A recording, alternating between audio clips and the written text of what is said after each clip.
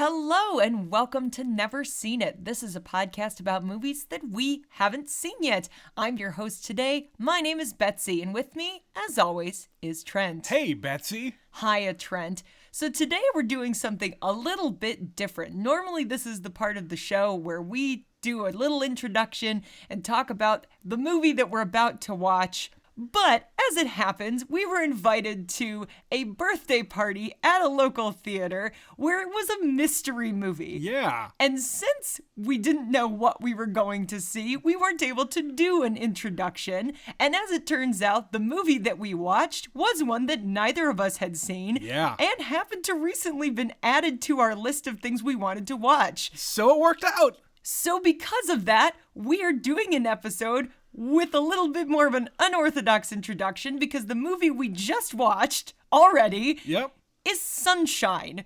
So this movie came out in 2007. Neither of us had seen it up until, 10 minutes or whatever ago it ended. And we had not really heard of the movie. Had you heard of the movie? I had heard of it in so much that I knew it existed. And only recently we were watching one of those, let's talk about our movies features. Chris Evans was doing a career retrospective on the GQ YouTube page, and he was talking about this movie. And up to this point, I don't think I had ever heard of it. But it looked really interesting, so we kind of put it on a short list to do eventually. So here it is. Today is eventually. So guess what? This is the intro. I'm going to play the music and we'll be right back. And we're back. Amazing. After a very long and strenuous time with which we watched the movie, definitely in little blurb. Yep. I got to get a little cheesy sometimes. Fair enough. But yes, we watched Sunshine, a movie neither of us had seen until today. Trent, what did you think of Sunshine? I thought it was pretty damn good up until the very, very end. So this movie is interesting in that it is a space mission where our sun is dying. Not like our child, like the sun out in the... My son is dying! The sun that warms our planet and keeps everything going and keeps us alive. Indeed. It is dying, and they send a team of scientists to kickstart the sun with a giant nuclear bomb, basically. That part I knew. I knew that was the essential plot. But where it goes a little bit different is that they basically turn it into a horror movie in the last 15 to 20 minutes. Yeah, this turned into a completely different movie. Which I didn't hate. I actually think it was kind of clever because they're being very self-referential throughout. Like any good movie, everything you see has significance. The dialogue has significance. And when they go on to the other Icarus, the Icarus 1, they say some crack about alien, like, oh, if we separate, we're all going to get picked off one by one, which is exactly what happens. But instead of being an alien, it is the captain from the other ship. Who is somehow miraculously still alive, but is clearly not in his right mind. Oh, he's crazy. He's very crazy. So yeah, I also liked this one, but I know the director, Danny Boyle. Yes. And I've seen a number of his movies and I've enjoyed them. We also really like this writer. Yeah. So the person who wrote this is Alex Garland, who also wrote Ex Machina and Annihilation. Indeed. So Trent, this guy knows how to write a sci-fi movie. He really does, and we've only ever watched Annihilation once, and I really enjoyed it, but I've not been able to bring myself to watch it again because I don't want to spoil it, almost, because the initial time that we watched it, I was just blown away, and by sitting down and maybe analyzing it like we do a movie like this, maybe it's going to lose a little bit of its luster. But Ex Machina I've seen probably 2 or 3 times, and I like it more and more every time I watch it. It's one of those where we saw the trailer and we're like, okay, that looks interesting. Sure. And we heard good things about it, and then we went and saw it and we were like, whoa. Yeah. What the fuck? And with Annihilation, it was all word of mouth. Like, that movie, it was kind of like Everything Everywhere All at Once, where everybody was just raving about it when they were going to see it in the movie, but it just wasn't getting a whole lot of traction at the box office. And like Annihilation kind of bombed I don't actually remember how that one did. I think it was well received, but it's a really hard movie to sell to people without giving away too much. Totally. And like this one, it has kind of like a turn where it gets very dark very quickly. Yeah. But in that movie, they reach that point a lot faster than in this one. I mean, this writer definitely has a style. Yes.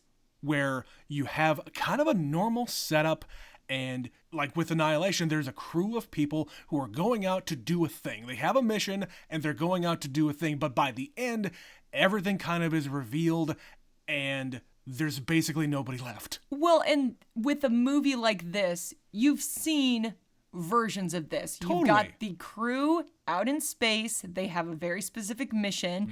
And this is a crew that is very mission oriented. Like there are times where they are faced with really drastic decisions, but instead of taking the route of I'm a human being and want to follow my human base instinct, they actually are pursuing the no, this is more important. The mission is more important. We are out to save the planet, all of humanity. Yeah, Chris Evans lays down the law a couple of different times to say, what are you talking about? We have a mission to do. We have to save all of humanity. If he has to die, he has to die. And that ultimately, even though they find an argument to do it because it's just a numbers game, like it's not about a rescue mission. We're not going to go and save this crew. We don't need to do that. But if the ship is intact, it has the supplies we need, the things we need, we can double our chances of a success rate. So they weigh their options, they decide to do it. And of course, by doing that, even though they took the scientific response, it's the same result as if they had had the human response. If their response had simply been, we have to save them because they're on... There's a possibility they might be alive. Yeah. If they had gone down that road, this would have gone exactly the same way. I mean, it's the same kind of story as in Interstellar. The Anne Hathaway character wants to go after one certain place because she had a pre-existing relationship with that person, even though like she could come up with all of these different scientific reasons to go there.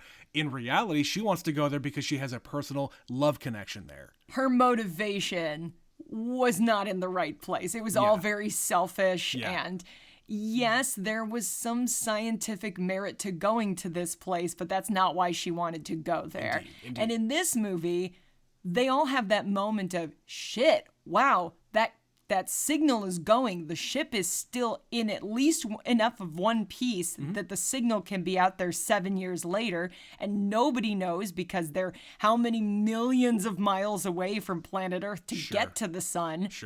There's no way they'd be able to contact anybody. There's no alien race out here saving them. But think about it. They've been out here for however many years on their way to the sun.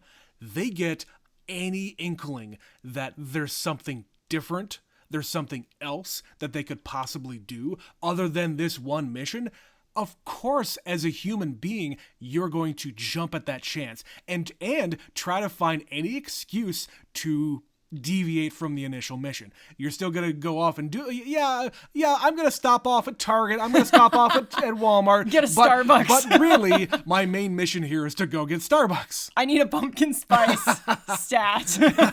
Yeah, you get what I'm saying, though.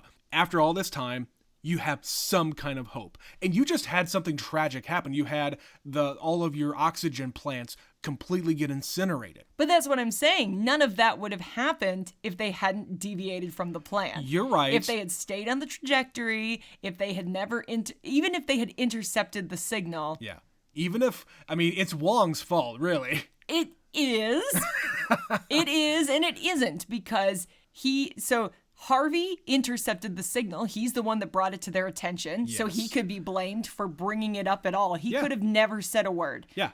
You've got Cillian Murphy, who is the physicist who ultimately makes the decision because he says in a numbers game, it's better to have twice the opportunity. And this is everything, like every little bit of explosive nuclear device that is on planet Earth has been scraped together for this mission. And they did it once and it was lost. Yeah. And they just now found it and now they have taken whatever's left. So this is a situation where it's better to just try it Yeah. And make that decision. But then it keeps snowballing from there because every person makes a choice that ends up causing more problems. And and this is, I'm going back to all of the different things that happen here. Everybody's really, really good at their job, and it just makes them that much more willing to make the leap to say, hey, I'm really good at intercepting this signal. If I wasn't good at my job, I wouldn't have seen it. Oh, Wong is really good at doing all the calculations to make sure that all of the other, the thrusters and the fuel and everything else. Complicated math. All that math gets done, but he forgets one stupid thing. Because he's a human. And he's good with numbers. He's not good with the physics. He's not good with physical logic. Objects. Yeah. And Cillian Murphy is good at all of the other kinds of physics stuff. He gets up to a point where the computer is helping him get to a point where everything after that becomes theoretical, because you don't know exactly what's going to happen once you get into, I guess, the orbit of the sun. I don't know. It all becomes theoretical because that's all we have. Yeah, you've never done it before, so you have no data to go off of. It's just simulations. No one's ever been this close to the sun, yeah. let alone actually thrown something into it to try to blow it up and kickstart it again. Right, and you also have Michelle Yeoh on the ship, who is, I guess, a botanist. Hello. Hello, Matt Damon stand-in. She's there, and if she can possibly get some of the supplies or some of the plants from the other place that is apparently self-sustaining, she can maybe transfer the stuff over there, because they all have the hope. They all have the hope that they're gonna make it home.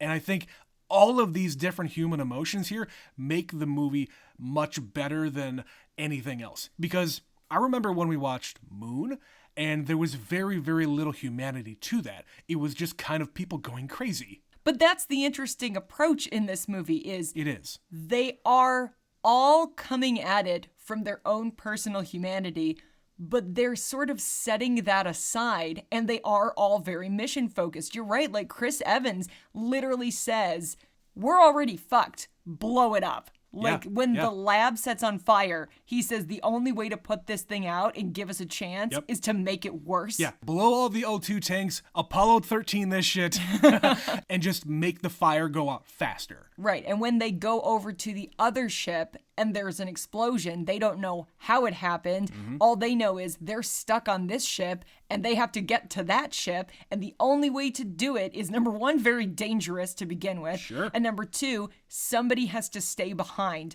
to blow it up, to blow open the door, to let them go. So there's a lot of self-sacrifice, there's a lot of logic. It's just an interesting approach, because usually the human emotion takes over and everybody has a meltdown. And even at the worst moments in this movie, as they're getting suspicious and paranoid and they don't know there is a fifth person on this ship who is sabotaging them. Stowaway. Even in their most extreme time, they don't end up turning on each other. Like, they still focus on the mission and do their jobs. Chris Evans freezes his ass off in coolant trying to get it going. Rose Byrne is off, trying to attack this guy who is trying to attack her, the Mark Strong character, because she is facing death.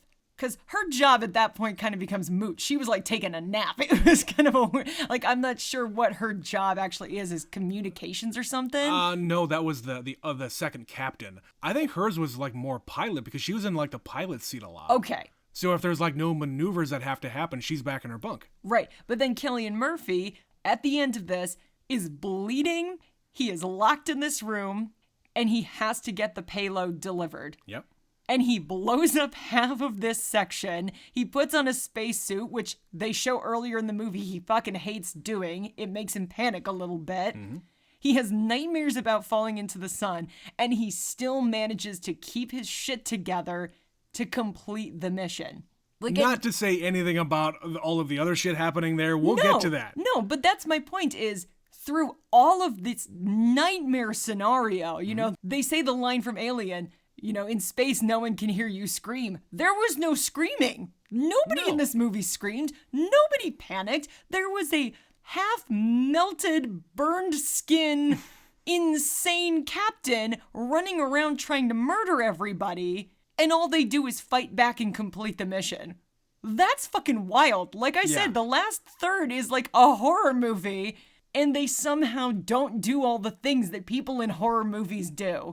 I suppose. I mean, should we just talk about the horror movie part of this? Because, hey, it's October, and we said we might have some bonus episodes. Here you go. You got Repo Man and you got Sunshine. Not typical kinds of horror movies or October movies or whatever, but here you go. So, Mark Strong was the captain of the other mission. What was that called? The original crew, the Icarus One. Icarus One. So kind of like in Armageddon, they send up two different teams that are going to land on two different parts of the asteroid. In this case, they get sent up, 6 or 7 years apart? It's 7 years difference, but they don't know what happened to the first one. All they know is the sun hasn't been lit up, so clearly they failed. So clearly they failed. They didn't really go into that. Not until they were actually on the ship and we got a little bit of detail as to the condition of the remaining bodies. Sure. So this guy has been up there for 6.5 years. He went crazy. He burned all of his skin off, and I don't know whether or not he forced the rest of the crew to get all burned the fuck up, or if the crew did it to themselves to get away from Mark Strong. I don't know. We will never know. It's not revealed to us. No. All we know is there are at least 3 bodies sitting on a bench, kind of holding each other. Well, and that's the other thing. The new crew doesn't know how many bodies to look for. No, it could have been upwards of 8, I think, was on the mission initially. Yeah.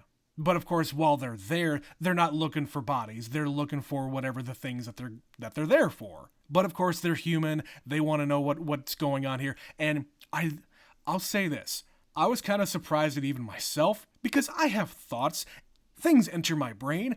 I was thinking about skin cells during the course of this movie. Well, they said it. Not because of what we saw later, but because, in other space movies, they talk about all of the different, stuff. Like, if you go to the moon, you're expected to bring back rocks, moon rocks, space rocks. Oh, the weight of what you are taking and leaving. Exactly. And when you calculate all of the different kinds of things that happen to a human body, you have waste that comes out of you in a couple of different places, but you don't think about all of your dead skin.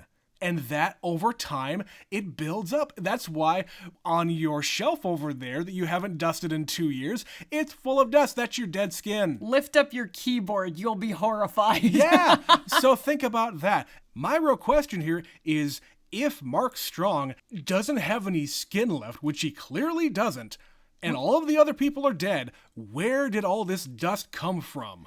My assumption is because they have this observation deck where they can get upwards of 3.1% of the real blast of the sun, the crew on the Icarus One gets the full blast. Yeah.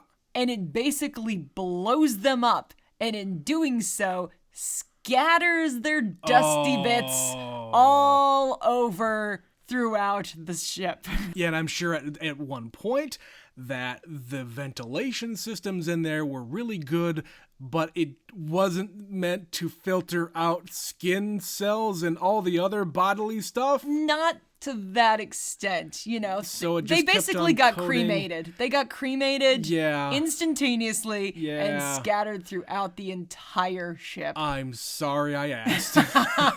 Well, then while we're on that, you've got Mark Strong. I figured he was going to be significant because they were showing him in the video log, the captain's log, if you will. Yeah. And you and I both recognize this actor. Sure. If it was nobody of any significance, it would have been some nobody actor. Yeah.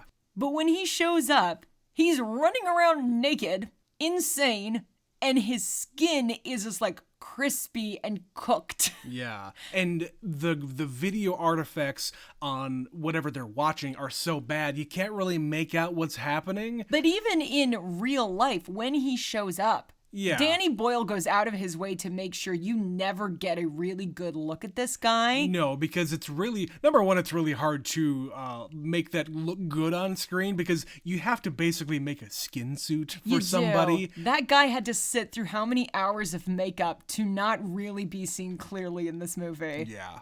But in the video stuff from before, Mark Strong, when he's normal looking, I didn't really get a whole lot of what he said, but it was something to the effect of, when I look out to the sun and whatever else, the mission is kaput, but everything is so beautiful, or something like that. Did you get any more of that? I mean, the vibe I got was he kind of stared into the abyss and the abyss stared back. Yeah. And he's going on about communing with God and how if the sun is gonna die, then we all have to die, and he starts sabotaging shit to make sure it happens. Like, who are we to stand in God's way? Sure.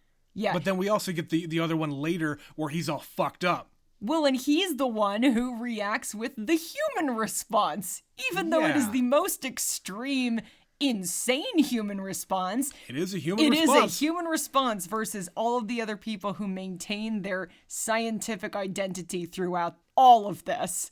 Yeah, I guess. I mean, Wong was the guy who... I'm going to keep on calling him Wong because that's the only thing we know him from. It's also his name! It is his name, yes. He's also in The Martian as a NASA guy, as a physics guy. He's really good at playing science or science-related roles. Because he's also... And metaphysical roles. Yeah, magic, science, similar, depending how you interpret it. There you go. But yeah, he blames himself for everything that happens, and I get that, and they put him on fucking suicide watch, and they immediately say, oh, it was him who sabotaged the airlock, because who else would it be? Clearly, there's nobody from the first ship that is still alive. There's no indication that that is even possible. Well, and they don't even know how many bodies they're looking for, so even if they had counted... they probably would have come up short. And they didn't have time to look at the entire log? Nope. Even if one existed. Right. They're just making a lot of assumptions in the limited time they were on that extra ship. Yeah. So here's a question. Did you notice that when they decide, okay, this character Trey, he's on suicide watch, we know that we need 3 people. We need 3 fewer people on this ship to have a chance with the oxygen. Right. When Chris Evans decides he's going to take care of it, he opens the drawer. Did you notice there were 2 gone? I did. Yeah, so I figured something was up there because that's before the reveal. Do you think there is a possibility Mark Strong killed him? Or do you think he did kill himself? Oh, boy. I'm pretty sure he did it to himself. I think he probably did it to himself.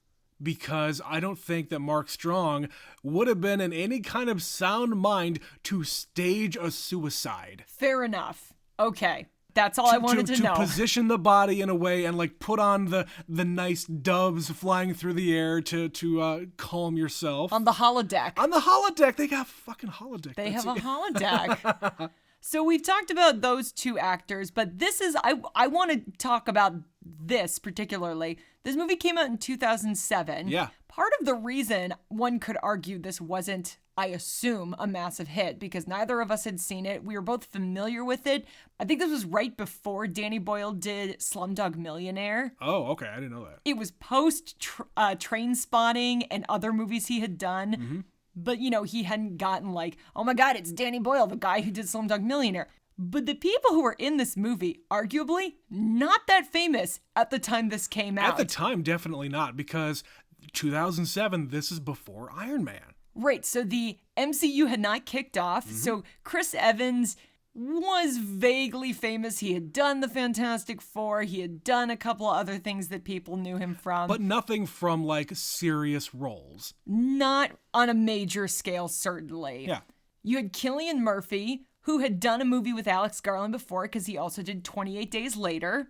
But again, not a nationally renowned star. I think Batman Begins had already come out at this point. Yep. You've got Michelle Yeoh, who had a big international presence, but again, in America, not a huge star. Yeah, nobody knew her name. She was in Crouching Tiger, right? Right, she had done that. She had done a Bond movie at this point. Oh, yeah. So it's not like she was an unknown actress, But when I was looking at this room of people all together, Rose Byrne is a baby. Like, I would say of anybody, Rose Byrne was probably the least famous person in this entire bunch. I could barely even recognize her. She was so young. She's so young in this. And you got all of these people put in one place. The other guy, Cliff, blanking on his last name. He was in Training Day. He was on Fear the Walking Dead. He's one of those guys that can play a lot of different kinds of races. In the early 2000s, he played many different kinds of races. Curtis. Curtis, thank you. Yeah, those are the only other two things that I know him from is Fear the Walking Dead and Training Day. He's the guy who takes Ethan Hawke's character into the bathtub and is pointing a shotgun at his face. Yes, he is. Yeah. So you're never going to forget that. So he was like the psychiatrist of the group because you're going to need somebody to try to treat people either in a psychological way or a medical way or whatever else, because this is a very stressful trip, let's say. Well, and they had planned to come back, but they all knew there was a possibility they wouldn't. You gotta be able to deal with it. And did you also notice where after the first fight with Chris Evans and Cillian Murphy, Chris Evans comes in and has a session, but all of the entire crew members are able to witness this in real time. It is all broadcast. Was everybody watching it or just like I don't know the if everybody. crew, like the head, like the captain and the, what do you call it? The first mate or whatever he's called? I thought it was everybody, but it doesn't matter. I don't think it was everybody, but that's just me. I don't think everybody really cares, but just the fact that was broadcast to other people. Like, this is not a private session because your mental health affects everybody else. So you need to buy into this thing yourself, and everybody else needs to help you out with that. It's the problem of close quarters combined with, space travel and high stress. But yes, back to the cast. This ensemble together, it's a really diverse group of actors. A lot of people that I wouldn't immediately think of in the same place just from what other projects I've seen them in. Mm-hmm. But they're all really good in their own unique way. And the way that the story slowly unfolds and they sort of get picked off one by one for different reasons. Yeah, again, it is back to the horror portion of it where everybody's kind of getting picked off one by one by this guy or by the circumstances in which they find themselves, because as you get closer to the goal, things have to start going wrong. Right. Because it's a movie. But if you watched a movie now with Chris Evans in it, you're like, well, Chris Evans has to be the one who makes it to the end, right? He's the hero, of course. He's the hero. But like you said, nobody here is super well known. You wouldn't expect anybody in particular to survive. We got two different captains who bite it early on in the movie. And by the end, there's really no chain of command, because once Cillian Murphy and Chris Evans come back, Chris Evans basically says, you know what, we're done with this, we're going to vote, and it has to be unanimous in order for me to go and do this, even though he doesn't actually follow his own rule. No, and then it's the two dudes kind of broing it out over different things. It's your fault, it's your fault. That is the only time they crack a little bit. And I love the second time that they fight, Michelle Yeoh just kind of walks away nonchalantly. It's like, oh, you fucking boys. She was more upset about the fact that, her life's work went up in flames. Right. And she's like, that's going on and this is what you're going to fight about. Yeah. Shut the fuck up. Yeah, you guys are going to fucking die and this is what you're doing. Shut the fuck up and get to work. But I do want to talk about how this movie looks. Because I just mentioned, this is before Iron Man. This is before studios put a lot of money into CG and just visual effects in general. This looks modern. Like, you could make this movie today and it wouldn't look any different. It's because they mostly do it practically. A lot of it is on a set. Yes. And most of the CG is the sun, or it's just like a black void behind the panels of the spaceship. It's space. It's space. They're modeling the ship and all of the different lighting effects and everything else. That's all CG. Of course it is. But what I'm saying is that it looks very believable. Like, I bought them sitting in the observation booth, looking at the sun with the shade there and turning it up to 2% or 3%. Did you also notice that the Cliff Curtis character, he was getting a sunburn and his skin was peeling and he had like sores on his face. This guy has been in there a lot. Yeah, I think he, of all people, kind of gets the most fucked up in the head because number one, he's the one who chooses to stay behind on the ship that they visit and choose to take the full brunt of the sun. Did you also... Were you also thinking about Infinity War? Oh, yes. Where Thor has to take the full strength of the sun? You're going to take the full strength. And if I die... Of a star. It'll kill you. Only if I die. I was totally getting that. Oh, yeah, I definitely thought about that. No, I don't think that guy is insane at all. I think you have to consider the fact that you got one scene at the end of the movie of what it is like on planet Earth. And one can assume this has been going on for a while, that they have been trying to figure out why is the planet cooling? Why is the sun getting dimmer? Why is everything changing? Mm-hmm. It was 7 years for that first mission. God knows how long it's been for this mission. It took how many years to prep the mission? Mm-hmm. So they've had years and years and years. One can assume that the people on this ship don't know what the warmth of the sun feels like. Yeah. So this guy presented with an observation deck that they can just sit and enjoy the warmth and the light. It's fucking novel. And as you get closer to the end of your mission, you start trying to up it a little bit more and a little bit more and a little bit more. You don't care about getting a fucking sunburn because, hey, you're probably not going to come back from this. Well, he doesn't know that yet, but... Even still, once they complete their mission, if everything goes according to plan, you still may not come back. No, it's all theoretical. It's numbers. They're just really hoping they planned it correctly. All right, one thing I want to bring up that actually kind of bothered me about this movie, and it's just me being nitpicky, because if we're going the scientific route and we're going the literal route, it's the problem you brought up, Interstellar, of gravity and time and perception of time. At the beginning of the movie, they're getting close to this kind of point of no return. So they say they've been in like hypersleep or something. I don't know. Did they say that? I didn't even get that. No. Maybe not. They've been on this mission for a while. It takes a really long goddamn time to get to the sun. Uh-huh. And they hit a point where they won't be able to signal any messages back. And they knew it was going to happen because, again, they figure, all right, we have this much radius. We don't have the equipment. It's going to not happen anymore. Yeah, just the radiation emanating from the sun is going to fuck up whatever signals that you're going to try to send back. So do it now before we go beyond this point. So they're sending messages back home. And at the very end of the movie, we see Cillian Murphy's sister standing there watching his last video saying, you know, there's going to be 8 minutes for the light to travel. So if you notice in the morning, it's going to be particularly beautiful. And she's standing there, she's waiting, and then the sun brightens up. That's not how fucking time works when it's out in space. Also, this message is not traveling at the speed of light. No, say hello to the boys for me. Those boys would be 50 years old by now. Maybe.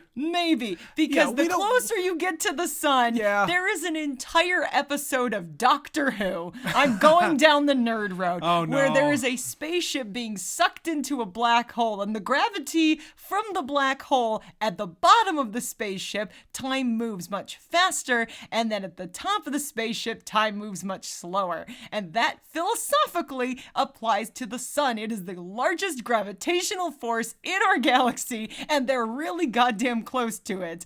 Time wouldn't be that way. That's all I'm saying. I don't know. Maybe I have it backwards. I don't know if time is affected by the sun. I know that gravity, though. Is and yes. The sun is a massive force of gravity. It is. But not as much as like a black hole. I've seen Interstellar. I don't understand the end of it, but I don't think that's what we're talking about here. I'm not a quantum physicist. I don't know about space travel, but I do know that time and light and gravity are intertwined. Well, let's talk about the space travel then. All right, let's talk about it. We have no idea how long they have been on this ship. All they have said is that it is a 7-year gap between when the first ship goes offline and this other crew goes out there. How long do they wait before they send up another thing? Is it instantaneous? Like, are they traveling at the speed of light in this craft? And they just shut it down, I don't know, a few days prior to that so they can get prepared? They never give that. No, they're not so worried about those specific details, but you and me, being you and me, we want them. I want to know, how does this work? That's the thing, though. When you think about some other movies where they do explain it and they do it practically, The Martian does it really, really well, because they talk about how many souls there are, how many days that this guy is up there by himself. But they talk about the crew on the space station. It is going to take this many extra souls of Mark Watney being on Mars for them to come all the way back with supplies so that they can come and get them later. It is a much more satisfying explanation of the time that it takes for spacecraft to get places. But in this movie, you don't get that. No, at the beginning of the movie they might have said it, but because it was a mystery movie for us, I might not have been absorbing it because I was trying to figure out what the hell I was watching. Still. Yeah, that's the only thing that I was really, if I want to be really nitpicky, again, it's just me being nitpicky. Maybe I have it backwards. Maybe less time has passed because they're by the sun. I don't know. All I know is for the time he would have sent the message to the time it gets back, plus the travel time and light and yeah. I have some questions. I have some gaps. Well, and talking about being nitpicky, I'm just going to start talking about the ending of the movie then. I did not like how this was presented. Okay, the one thing I did like about it, when they're blurring out Mark Strong, when they're kind of blurring the edges of the screen so that you don't see everything, you kind of see that his face is fucked up, his skin is fucked up, but you never see his body in full focus. That I appreciated. But the action of them like traveling to where the bomb isn't explained. I don't know how, like the sequence of events where Cillian Murphy is locked in this airlock. Where does he go? How does he get there? Cotton Eye Joe. All of this stuff, I don't get how that all happens. It all just kind of happens at once. So one thing I will tell you is Danny Boyle, if you've watched any of his other movies, which I don't even know if you have, because I guess we watched Trainspotting. We have seen Trainspotting, yes. He's a very frenetic director. But that's the thing, though. The first part of the movie, up until that point, you got none of that. But when it turns into another kind of movie, you do. I didn't hate it. I think I had less of a problem with it than you. It is definitely a turn, but I buy the turn, like what it is. Like if it was an alien, suddenly it was an alien has him, taken over his body or something, or some other weird, inexplainable thing, then I would have been more upset by it. But they had been hinting at it up to this point. Yeah. This guy was clearly a little bit nuts. Something bad happened on this ship. Yes, you don't see him when he boards their ship, but the reveal was really effective. I agree. Where the computer is like, no, you're all going to be dead. And he's like, what the fuck are you talking about, computer? Yeah. Do the math again. And she's like, no, 5 bodies. He says, 4 bodies. The other guy's dead. No, there's still 5. Also, we don't know who the 5th guy is, but there's somebody else here. Yeah, and he is clearly very disturbed by this, as you would be. Sure. And I'm not saying anything against that. What I'm saying here is the presentation of the frantic nature of everything at the end of the movie. Do you mean like when Murphy, they're in the room and like gravity gets weird? When they're in the airplane black box. And that's how I describe that whole room. There were some interesting choices. I will give you that. There's some weird like freeze frames and cuts that are a little bit strange. And again, if you were to really dig into interpreting it, you might be able to say, well, we're getting so close to the sun. We don't know what's happening in the center of the sun.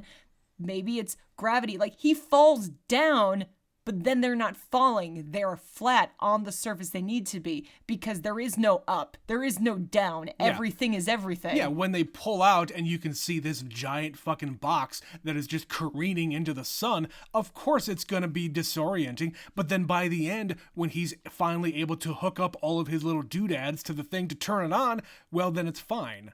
So that's not well explained. And the fact that like Cillian Murphy and Mark Strong have kind of a fight and they peel his skin off and Rose Byrne is somehow there and alive, I didn't like that. I think you're just mad that Cillian Murphy keeps blowing up big bombs. He keeps blowing shit up. What the fuck, man? You know, I had the thought while I was watching this movie. Last year's Best Actress winner was Michelle Yeoh. Yep. Cillian Murphy is sitting right now pretty well at the head of the pack. Wouldn't it be an interesting turn of events after watching this movie if she got to hand him that trophy? Because traditionally, that's how that works. It's true. We'll be sitting there thinking about Sunshine if that happens. And then Chris Evans is next. Will he be there? He just said he's going to kind of retire somewhat from acting. Yeah, he did. So I kind of doubt that'll be the case. But there's some good people in this movie, some good actors. I liked it. I liked it too, despite the ending. Like I can brush that off. Endings are hard. Endings are very hard. In a high concept movie, especially. Yeah. Well, you said, like Danny Boyle said, this is my first and last sci-fi movie.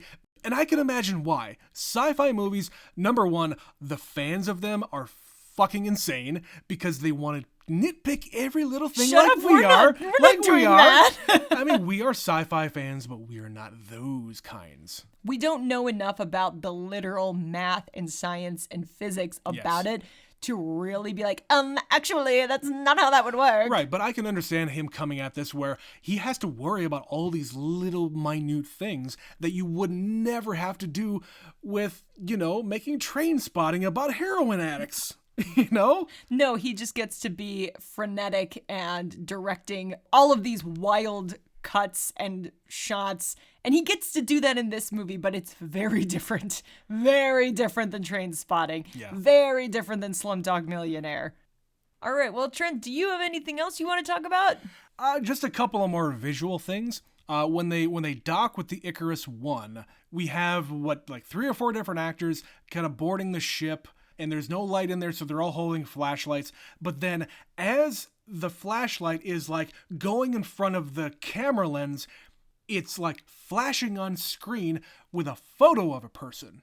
And in theory, these are the crew members of the Icarus I. Yes, you get just a single frame. Enough that your brain goes, frame. Did I actually see something just now? Right. The first one, I thought, oh, maybe this is a weird mental thing. Maybe this place is going to be completely fucked up in a way that is mental and not just, the way it is. Annihilation, where it's Kinda. just what the hell am I looking at? Kinda. It just completely turns into a different movie in a different way. But they just keep on going. Every time there's another flashlight flash, it's another person and another person and another person. It's subtle to the point you're not sure you're seeing it or you're not sure what you're seeing. But then you keep on seeing it and then, oh, this is what's happening. Well, These are human beings that are dead. Later, he actually brushes the dust off and there's the picture of the whole group cut to real footage of them as a crew getting that picture taken. And I just had this thought now.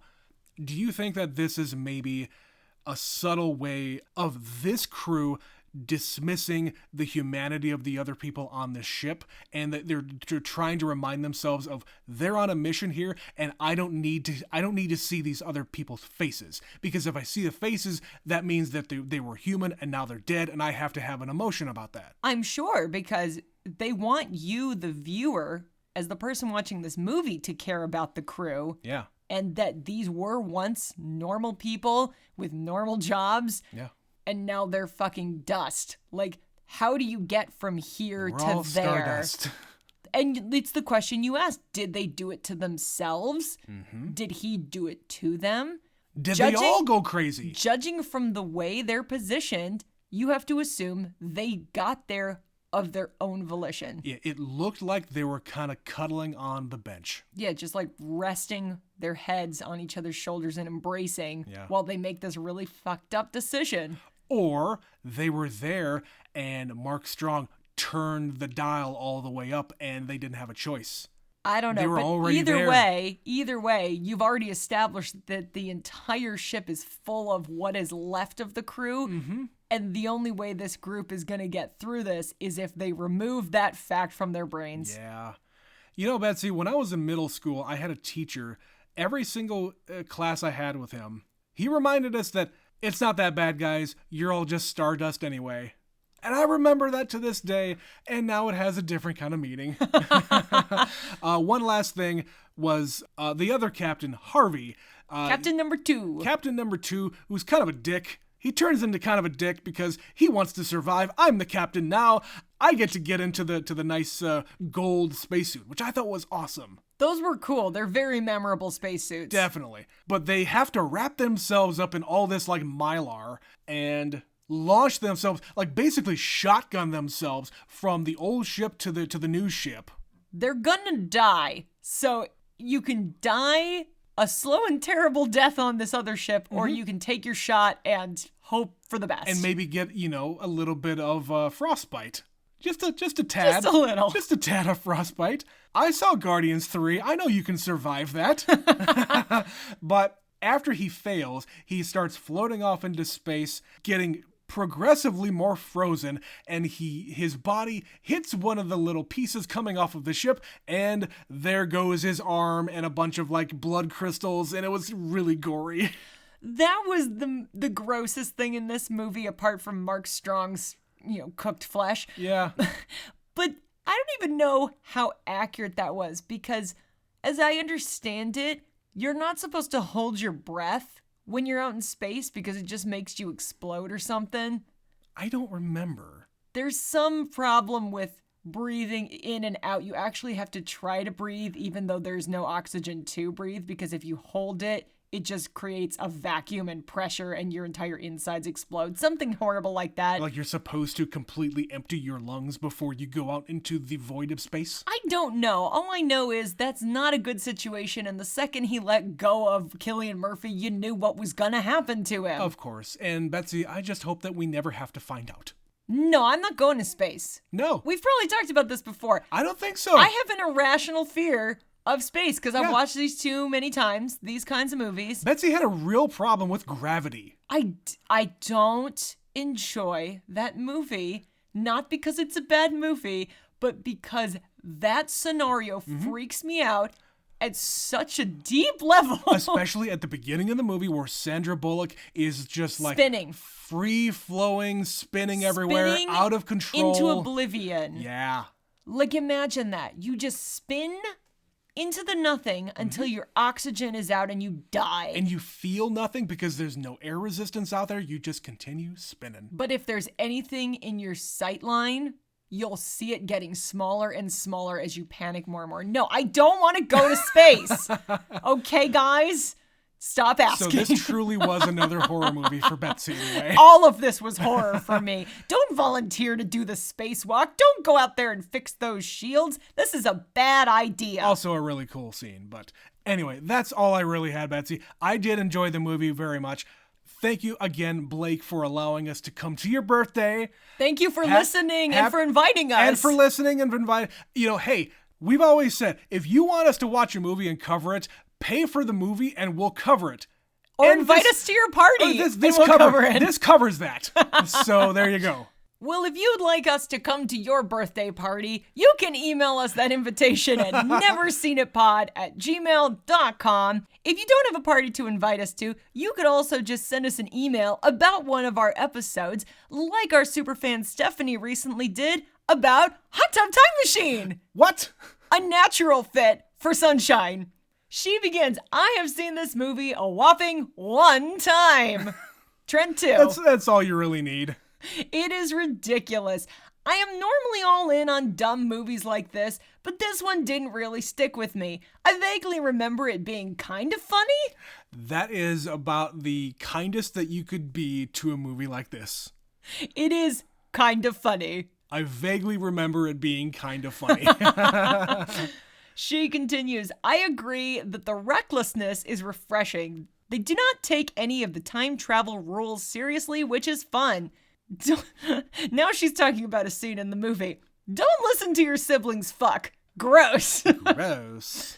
I fully understand Trent's irrational dislike of John Cusack. Thank you. Although I do like John Cusack. He's fine in my book. I do actively and irrationally dislike Richard Gere. Here it comes. He is not attractive and seems super cocky. Stop trying to make Richard Gere a romantic lead. Gross. Gross. The theme of this email is gross. You'll find that, yes. She continues, I've seen Sebastian Stan in a horror movie called Fresh. He is great. So captivating. Kind of have a crush now. As you should. He's a handsome devil. I would want to be friends with Lizzie Kaplan. Hell yeah. She seems like a fun hang. Yeah. Why wasn't Joan Cusack in this movie? Damn it. They could have shown her older version. Yeah. Don't puke on squirrels. That's the lesson we took from this movie. If you haven't seen Hot Tub Time Machine, just don't puke on squirrels. Don't puke on squirrels. Finally, she says Craig Robinson is a great musician. He also seems like a fun hang. Anyway, love you guys, from Superfan Stephanie. Thank you, Stephanie. Yes, that's another movie that deals with a lot of space and time, but they're not so concerned with the science as this one probably is. But thank you again, Stephanie, for that email. We would love to hear from you all about Sunshine, Hot Tub Time Machine, any of our movies that we've recently covered. We're in the middle of our Never Scream It series, so if you're a horror fan and know of those movies, please tell us about it. Then email again, neverseenitpod@gmail.com. You can follow us on social media.